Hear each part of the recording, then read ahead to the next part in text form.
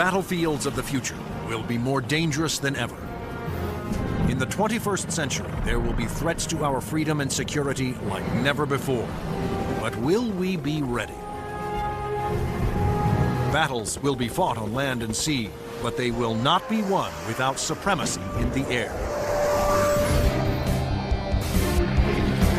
Enter the incredible world of 21st century combat.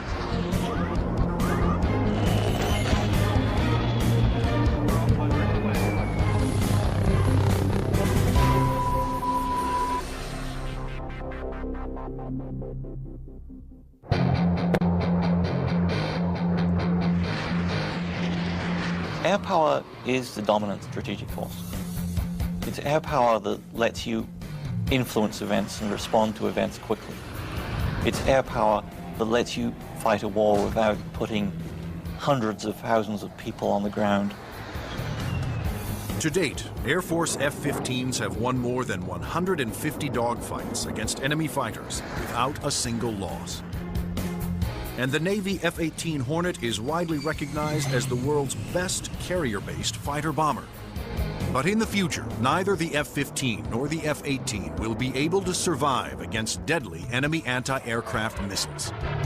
Surface-to-air missiles, or SAMs, are going to represent the biggest threat. Those very formidable systems developed in Russia or China will have to be taken out of action very quickly in any future conflict. The fighter of the future will need to be stealthy to slip past enemy radar. It must be able to take out anti-aircraft installations. And it must out-dogfight any enemy fighters that get in the way.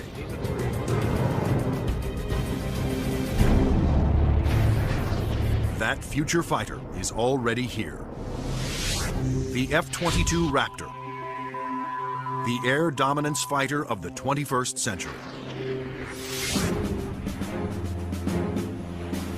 Developed by Lockheed Martin, this advanced tactical fighter has been designed to be the first plane to cross enemy lines, clearing the way for all other forces.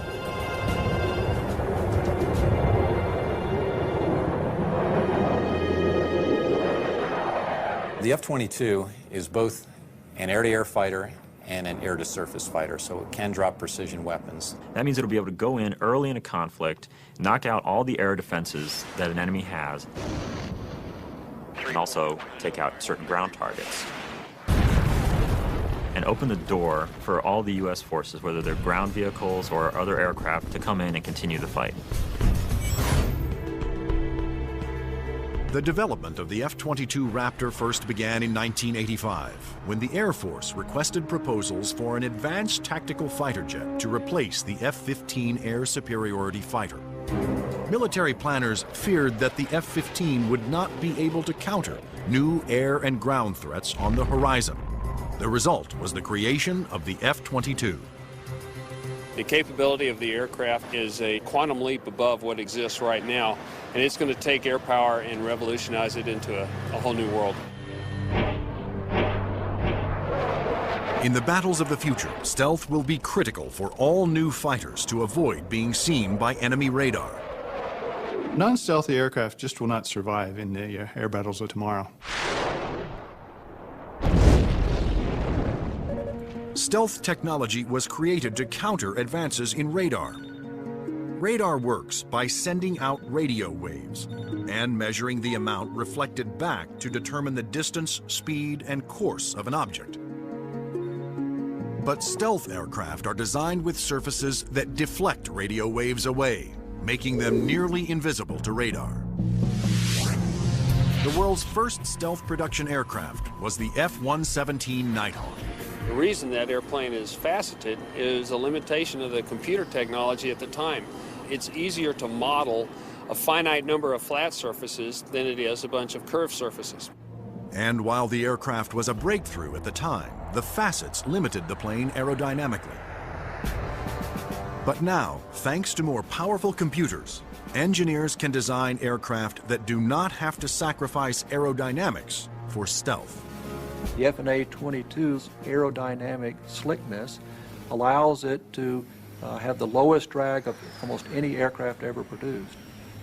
The F-22's aerodynamic superiority, combined with its stealth and firepower, make it a far better adversary than any aircraft before it.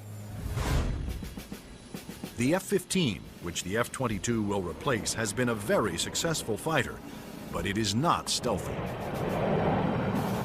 The F-117, while stealthy, carries no air-to-air weapons and is not designed for air combat. It relies on stealth and mission planning to protect itself. But the F-22, on the other hand, is not only stealthy, but comes with a full complement of air-to-air and air-to-ground weapons. The primary armament is in weapons bays underneath the airplane, where we carry 6 medium-range radar-guided missiles.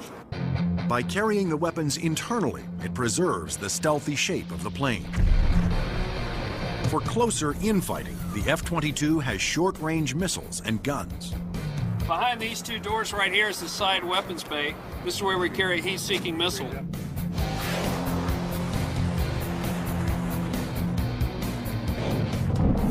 For close-in armament, the Raptor is equipped with the M61A2 cannon. The muzzle is hidden right behind this door right here. It's hidden because of the stealth characteristics of the airplane. Cannon carries 480 rounds and is capable of shooting 100 rounds a second. The F-22's advanced weapons systems will make it a formidable interceptor, as will its unique ability to find enemy aircraft without revealing its own position. When other planes use their radar, they become visible to every other radar system in the area. But that's not the case with the F-22. Perhaps the highest tech part of the airplane is the radome itself. Not only does the radome have to be stealthy, but it has to be able to transmit and receive its own radar signals. How the F-22 radar achieves that remarkable feat is classified. But what is known is that the F-22 can see enemy aircraft at a distance while remaining invisible to them. The first time that the bad guys will really know there's an F-22 in the area is when one of them blows up. Along with its advanced radar system, the F-22 is the first fighter to have Super Cruise, the ability to travel faster than the speed of sound without using its afterburners. A jet's afterburners boost speed by pouring fuel directly into the hot blast of the engines, adding fiery extra thrust. But afterburners are also wasteful, consuming enormous amounts of fuel, dramatically affecting the range and duration of a plane's mission. But the F-22 doesn't have that problem. Without using afterburners, it can supercruise at an incredible 1.5 times the speed of sound, over 1,000 miles per hour. This is all about our pilots being able to go fast, minimize the amount of time they are exposed to any threat, do the mission that we've sent them to do, turn around and come home safely. The F-22 is presently the only fighter in the world with supercruise, but it wouldn't be possible without a very unique set of engines. The goals for Pratt & Whitney were to provide a transformational engine that the Air Force needed, one that was stealthy, maintainable, and fast. The F-119 PW-100 was developed by Pratt & Whitney after years of research. It sets the new standard for jet engines. Along with its incredible supersonic ability, the F-119 incorporates thrust vectoring. Here we are at the rear end of an F-A-22 Raptor. First thing you'll notice are the nozzles for the F-119 engines. In flight, during a maneuvering dogfight, they actually move up and down and vector the thrust of the engine to provide maneuverability.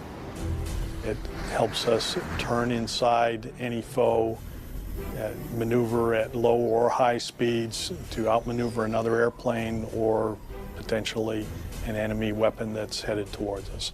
The F-22's stealth, supercruise, and vector thrusting are impressive breakthroughs, but its most outstanding feature may be its ability to nearly fly itself through advanced computerized controls.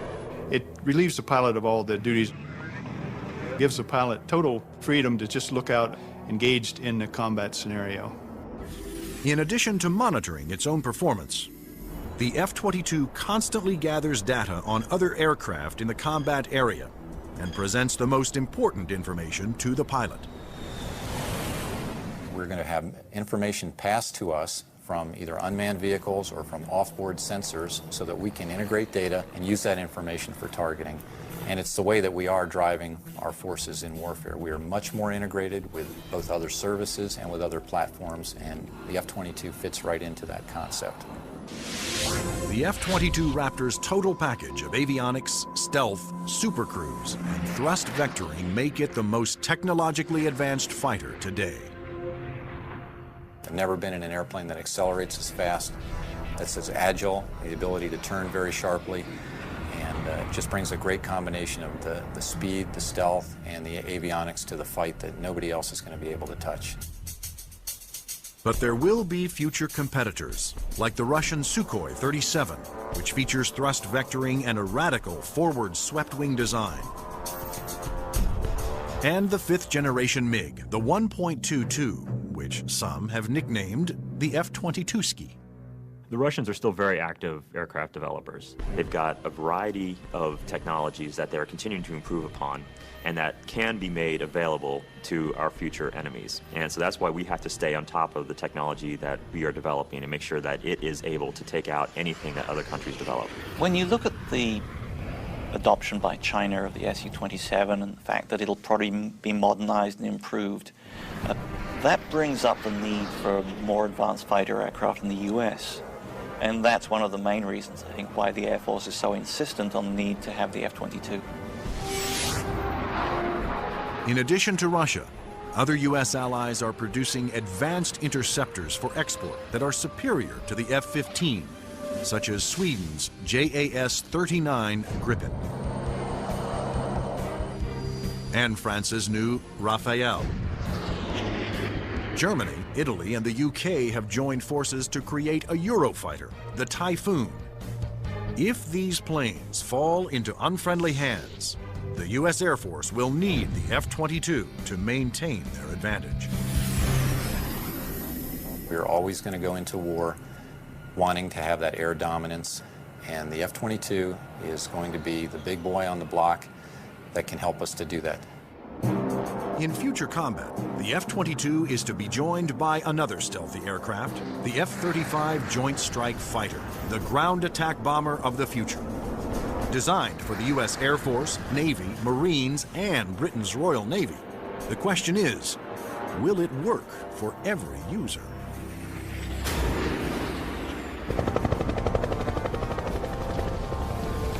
The rules of war have changed. Brute force has given way to high tech, and conventional weapons of the past will no longer be effective.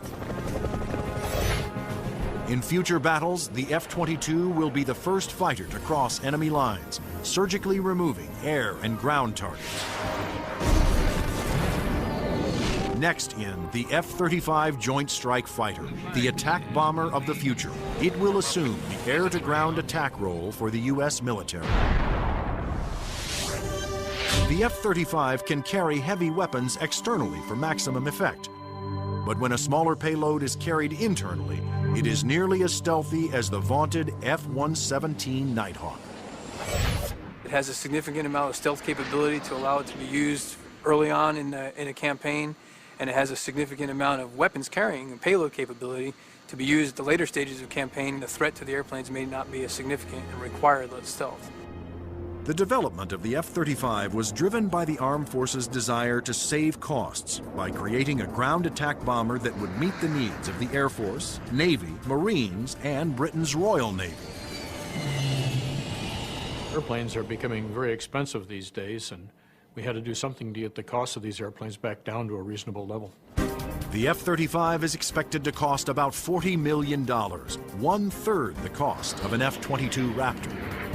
But could one basic airframe be designed to satisfy so many different military demands? Each armed service wanted a stealthy ground attack bomber, but the Marines also needed a plane with short takeoff and vertical landing capability. The U.S. Navy required a craft with larger wings, heavy-duty landing gear, and an arresting hook for carrier landings. and the wings would have to fold up to save deck space. The size and scope of the JSF program is pretty significant. The airplane is being designed to replace the F-16 and the A-10 for the Air Force, the AV-8B for the Marine Corps, and the FA-18 for the Navy. Unlike the twin-engine F-22 Raptor, the F-35 Joint Strike Fighter was designed around a single engine to keep down not only costs, but weight. A lighter plane can carry more weapons. For the Joint Strike Fighter, one of the keys of its mission is the ability to handle a large amount of ordnance and bring it to an enemy site. That all works better with a single engine.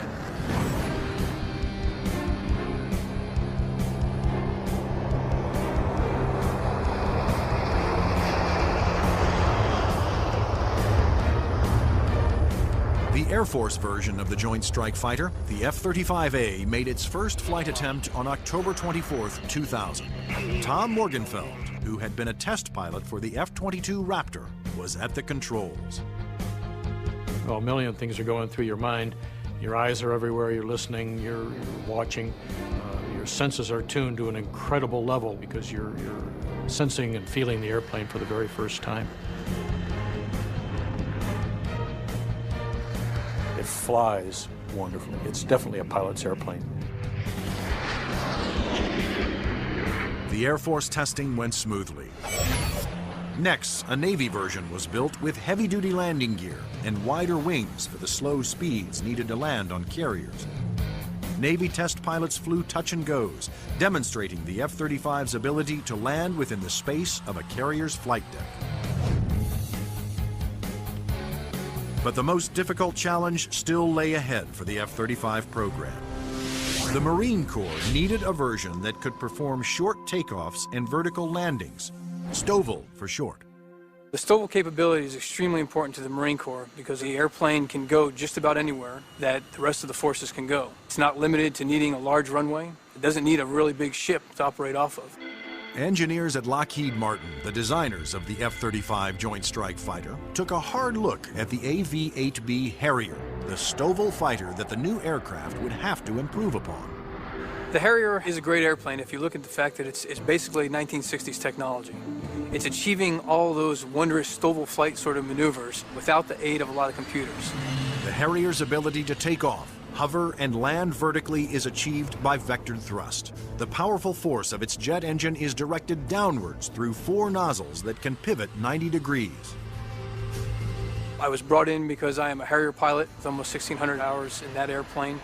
So all of the lessons learned I have from the Harrier airframe and operational experience I was able to bring to the program and use those to help evaluate the X-35 STOVL version. For hovering, engineers gambled on a radical new system. They planned to supplement the vectored thrust method by harnessing the jet engine to a drive shaft that would power a fan to blast air downward. In 1991, we unveiled this shaft-driven lift fan system to the technical world.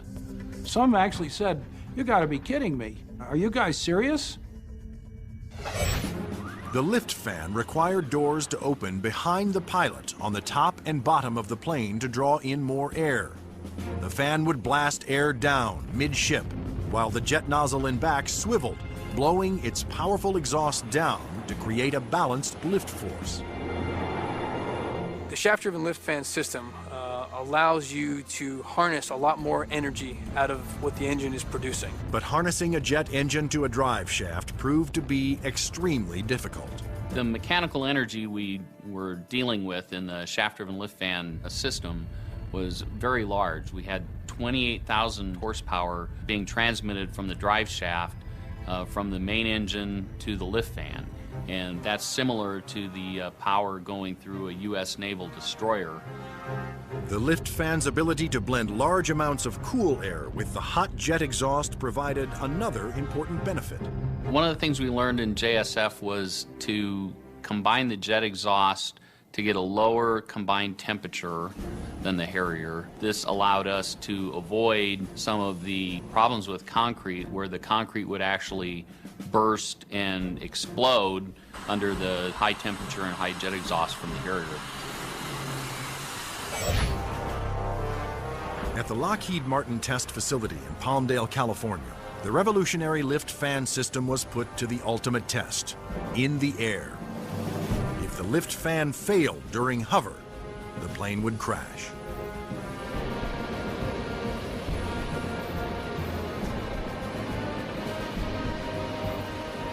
It made its first flight in 2001, and it was a complete success.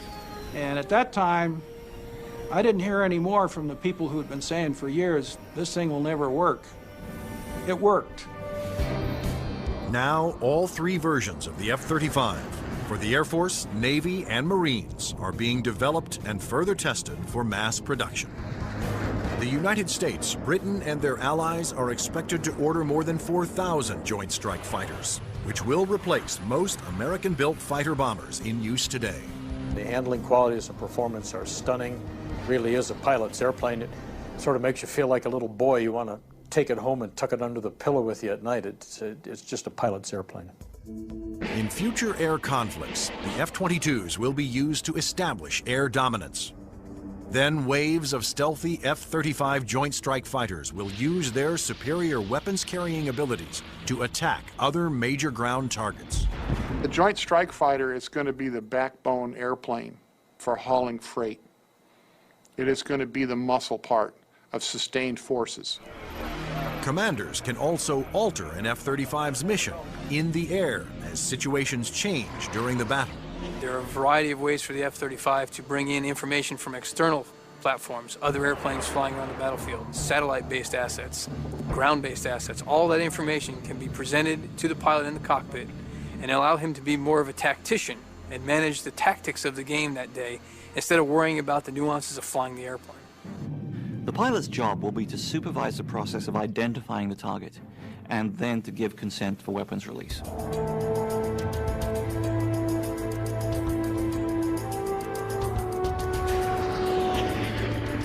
The Joint Strike Fighter will be able to carry a wide range of weapons, to include the heavier weapons such as the 2,000-pound bunker busters and 2,000-pound blast weapons. The Joint Strike Fighter's one-ton bunker busters and blast bombs will be guided to their targets with pinpoint precision by JDAM tail kits. The Joint Direct Attack Munition, or JDAM, is a kit that can be put on any bomb to give it the brains to know where to go, and the movable tail fins to guide it there. JDAM is a guidance kit that came after Desert Storm. This little round piece on the side there is an inertial navigation clock. Now this clock, instead of measuring seconds, measures feet. If you take the unit and you tell it where it is right now electronically, and then you move it back a foot, or you move it up a foot, it measures every centimeter and every distance. The bomb knows the coordinates of where the airplane is, and it also knows the coordinates of where the target is. And when the weapon is released from the airplane, it simply flies from one set of coordinates to the other and does its thing when it gets there. Because a JDAM is directed by GPS, or Global Positioning Satellites, it can hit targets regardless of visibility. The way we use it is by employing it against targets that we cannot normally see visually, whether it is due to weather, smoke, haze, or just some sort of other thing that's obscuring the target.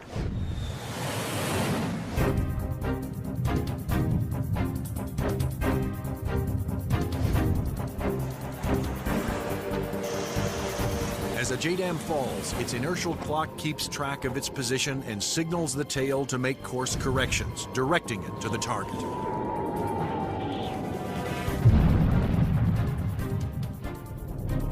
The accuracy of new weapons like JDAMs will reduce collateral damage. It also makes the F-35 an even more formidable weapon system.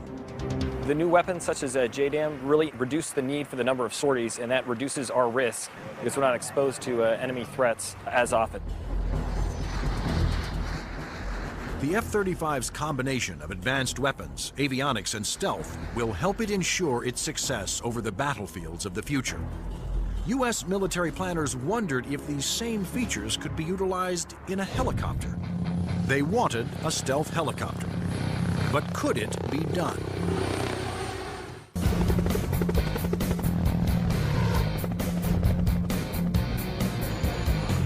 Over the last 50 years, helicopters have evolved from slow-moving multi-purpose support vehicles to fast-moving frontline attack ships.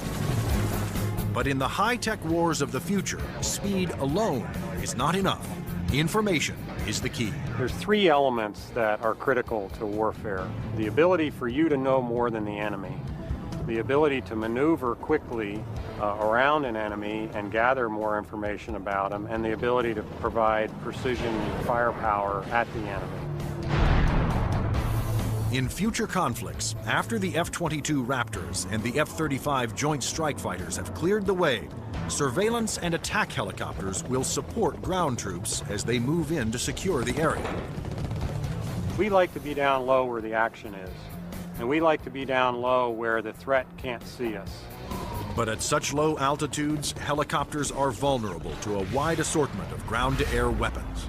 All the simple systems, the guns, unguided rockets, the surface-to-air missiles, it's got to deal with all of that, and it's got to deal all of it effectively. The Pentagon has responded with a two-pronged strategy to counter this threat: inexpensive, expendable unmanned helicopters and stealthy manned helicopters. Unmanned helicopters will be primarily used for surveillance and for gathering targeting information. Fire Scout, designed by Northrop Grumman, was specifically developed to take off and land on Navy ships. However, the key to creating a successful manned helicopter for future combat is to make it stealthy like the F-22. But the question is, can it be done? Achieving stealth in a helicopter is different from stealth in a fixed-wing aircraft. You're concerned about different signatures: radar reflectivity, infrared, noise, all things that will give away an aircraft's position. Those signatures, like heat, smoke, and sound, put helicopters and their pilots at serious risk over the battlefield. All the small shoulder-fired missiles, which are very effective against helicopters, are heat-seeking infrared systems. The challenge for engineers was to create a quiet helicopter with very few signatures and a small radar cross-section. And that's exactly what Sikorsky has done with the new RAH-66 Comanche. In the Comanche, with all the stealth capabilities, we can defeat the radar threat. We can defeat the guy with the shoulder-launched heat-seeking missile. And from the guy popping up in the tree, our agility defeats him. Our small size, our quiet acoustic signature defeats him. Often the first thing you hear from a helicopter is the sound of the wake from the main rotor hitting the wake from the tail rotor. In the Comanche, the fan tail is shrouded, so there is no interaction between the fan blade tips and the main rotor tips, and it's also canted slightly. And those all contribute to reducing the acoustic signature. Engineers also experimented with the main rotor to find a quieter design. If you look at a Comanche, it's got a 5-blade rotor, and what that does is it cuts down the normal chop, chop, chop sound from a helicopter into a more discreet whir that kind of blends into the background. Reducing the heat signature of a helicopter is also essential to making it more survivable. When you look at a Comanche, the first thing you ask yourself is, where's the exhaust? Where does all this hot air get out of the engine? The Comanche's exhaust actually escapes through the tail boom, where it is instantly dispersed by cool air from the rotor. That missile has to have something to home in on, and that's a heat signature. Comanche defeats that by the engine exhaust being mixed with ambient air and cooling it so that there's no longer a heat plume for that missile to home in on. To defeat radar, the Comanche utilized the stealth secrets first developed for the F-117 Nighthawk. There are no radar-reflecting right angles on its outer fuselage, and all weapons are carried internally to help keep its stealthy shape. What's interesting about the helicopter is some of the things that achieve stealth actually make the helicopter better. Things like the retractable landing gear and the retractable weapons bays, that also makes it sleeker and faster. So once you've bought into the stealth part of it, you get other superior attributes. The main role of the Comanche is to give commanders an overview of the battlefield by providing up-to-the-minute information. Comanche is going to be basically their flying cavalryman. It's going to dart in and out, slash and cut, be a reconnaissance vehicle. As Comanche's two pilots gather data, their computer shares that data with other Allied forces. When the Comanche finds the enemy, he's going to kind of direct like a quarterback to apply the firepower to defeat that enemy.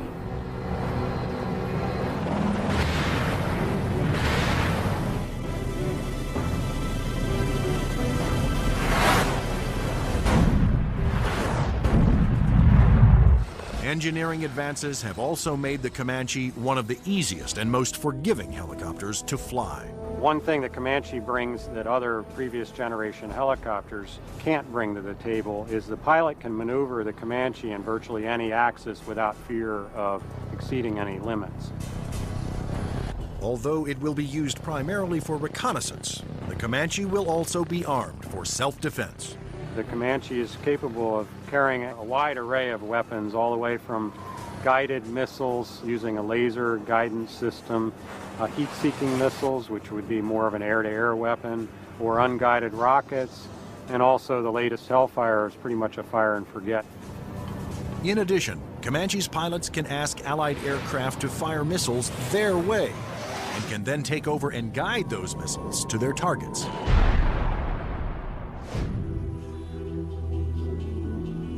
If the Comanche is hit, its computer system can often fix itself by reassigning vital functions to undamaged computer cards. This is where the computer brain of the Comanche is.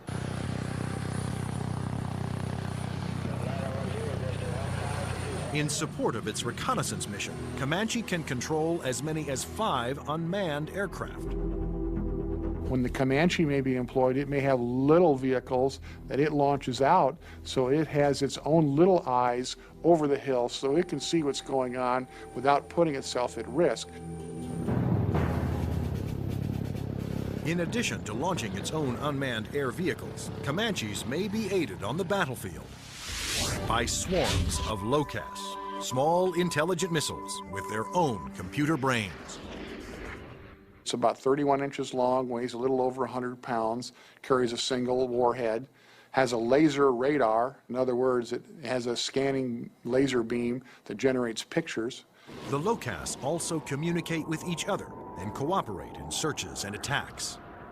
You could have a swarm of LOCASes, each of which has its own eyes, each of which is thinking, but each of which is communicating with each other. Send that imagery back to the operators who could either use these as surveillance probes or, in fact, as weapons themselves. Weapons like LOCAS reflect the trend toward electronically linking all Allied forces and weapons so that information can be shared and used by all. By networking aircraft over the battlefield, with surveillance platforms and other weapons systems, commanders can quickly change missions to take advantage of up-to-the-minute information. The key to the air battle of the future is not necessarily stealth, speed, or firepower. It's going to be information. Unmanned air vehicles, or UAVs, will provide a large part of that information while flying long-duration surveillance missions. So, will the Air Force of the future have no pilots? Since the very first use of airplanes in war, military planners have looked for ways to make aircraft more effective and more lethal. Once so secret their very existence was denied by the government, unmanned air combat vehicles, or UCAVs, are now poised to take the preeminent role in 21st century air combat. UAVs are certainly going to change air power in the 21st century. You can see it starting to happen today, but what we're looking at now is just the beginning, because there's going to be more of them, and they're going to be better. Unmanned aerial vehicles allow the military to do more with less, to put more aircraft into the air than you otherwise would be able to because of the limited number of pilots that you might have, or where it might be too risky. In the future, Aircraft that have no pilots on board will carry out the most dangerous combat missions. Today, unmanned air vehicles, or UAVs, are already taking over the role of long-duration surveillance. UAVs don't have mothers. You lose a UAV in combat and nobody bats an eyelid. One of the earliest surveillance UAVs was the Predator. It was developed in the early 1990s. When you look at Predator, basically they start off as being long-endurance systems that can really persist over the battlefield. In Afghanistan, Predators provided critical real-time intelligence. And it was there that a Predator made an amazing transformation from surveillance to armed aerial attack. Fired a Hellfire missile, an Al-Qaeda convoy, and destroyed one of the vehicles in there. And at that point, it crossed the line from an unmanned aerial vehicle into an unmanned combat aerial vehicle. Today, the new Predator B can carry up to 10 Hellfire missiles. Of course, its primary mission is still what the military refers to as ISR, or Information, Surveillance, and Reconnaissance. It's basically a poor man's satellite. I mean, you can bring it in and let it dwell in an area.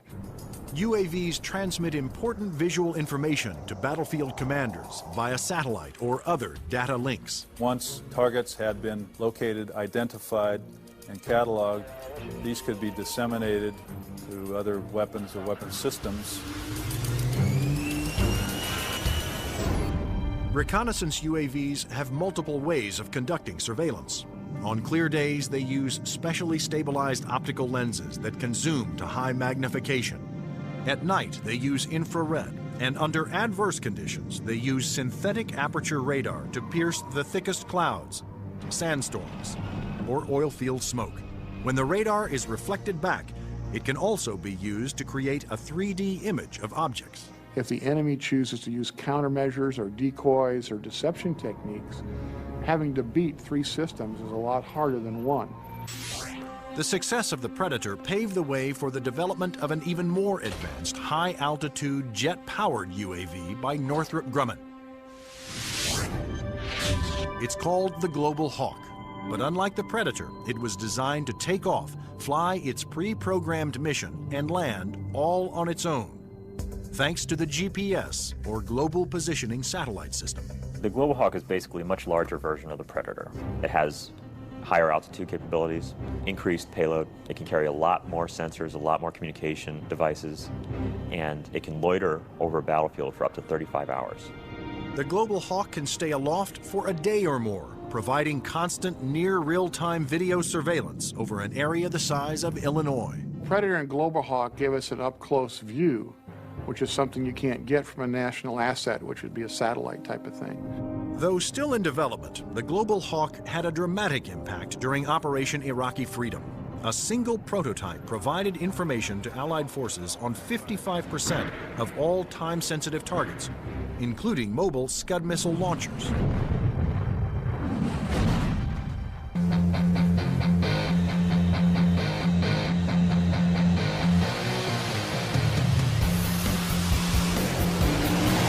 Like the Air Force, the Navy wanted its own autonomous UAVs. However, designing one to take off and land on an aircraft carrier was a tremendous challenge. But the engineers at Northrop Grumman were up for it. In the summer of 2000, they began working on the X-47 Pegasus. The hardest part of the Pegasus program was definitely the flight controls. Getting on and off an aircraft carrier, of course, is one of the toughest design problems for an aircraft. And doing this with a tailless vehicle like Pegasus certainly was the toughest problem we had. That problem was solved by using 6 innovative surfaces to make the plane climb, descend, and turn. This surface just rotates up. The elevon, of course, both up and down, and then there's another inlay on the lower surface as well. The first flight of Pegasus, the demonstration was very, very successful. It lasted approximately 12 minutes. There was no human in the loop. But could Pegasus, without any human assistance, land within the tiny space between the arresting cables of an aircraft carrier? The engineers came up with an ingenious way to find out. And we actually glued a small paintball down under the bottom of the hook so we could get a clear touchdown point. That was quite an achievement that we're very proud of. The Navy will use its stealthy UAVs to get targeting information for its guns, missiles, and fighter aircraft. The initial focus has been on information, surveillance, and reconnaissance to provide targeting information to the Navy's strike packages.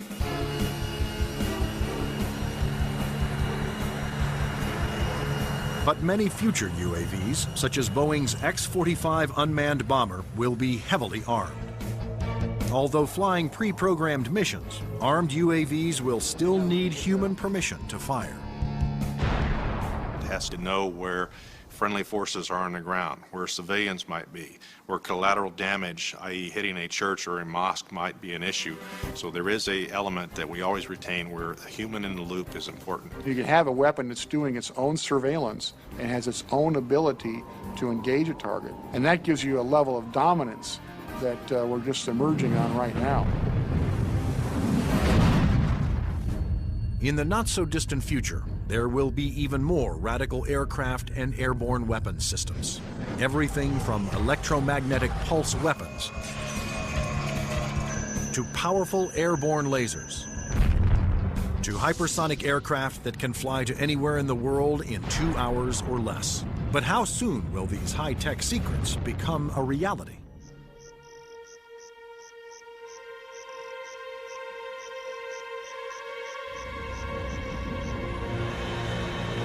The enigmatic F-117 stealth jet flew in secret for 10 years before its existence was revealed to the public. Some of the unclassified projects that are acknowledged by the Pentagon seem more like science fiction than reality.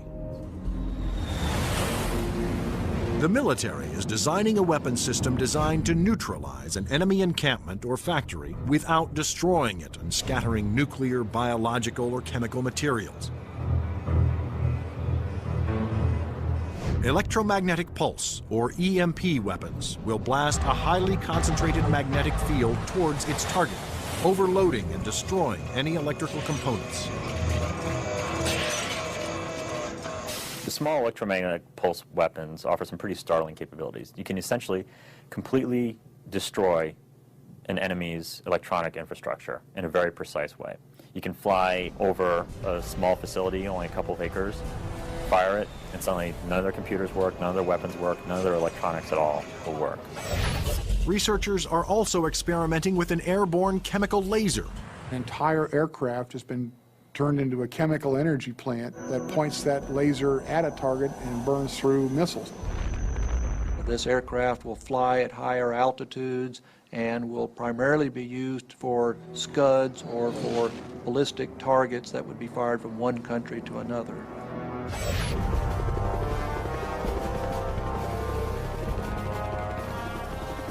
American generals don't want a fair fight. They want their equipment to be the absolute best in the world, so that whatever they come up against, they can defeat it quickly and efficiently. The battlefield of the future will continue to be a dangerous place. But military planners believe that the key to maintaining the security of the United States is to develop the weapon systems of tomorrow, today.